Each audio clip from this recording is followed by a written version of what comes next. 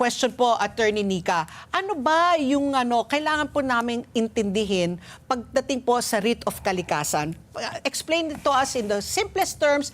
Yes, sa simpleng pamamaraan ng pag-explain, no, yung writ of kalikasan, isa siyang legal na paraan kung saan ang layunin nito ay protektahan yung kalikasan at ang karapatan ng mga tao sa ligtas na kapaligiran.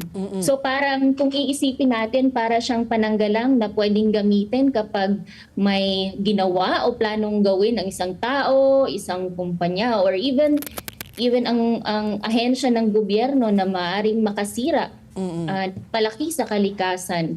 So, sa madaling salita po, kung may malaking banta sa kalikasan, sa inyong kalusugan, pwedeng humingi ng tulong sa korte upang sa pamamagitan ng writ of kalikasan para ipatigil ang aksyon or maiwasan ang mas malaking pinsala. Okay. Okay, Attorney, since, correct me if I'm wrong, pero 2010 pa po itong writ of kalikasan, tama po ba?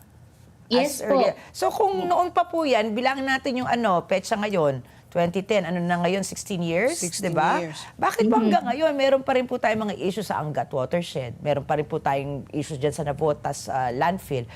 Bakit po parang hindi nararamdaman po ba ng tao itong writ of kalikasan? To be fair baka po yung iba na marami sa ating taga-subaybay, ngayon lang pa narinig itong writ of kalikasan.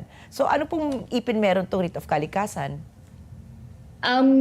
Well, for the past 16 years, may nakikita tayo na ang dami ng kasong na ipa-file sa Supreme Court and ginagamit na itong writ of kalikasan.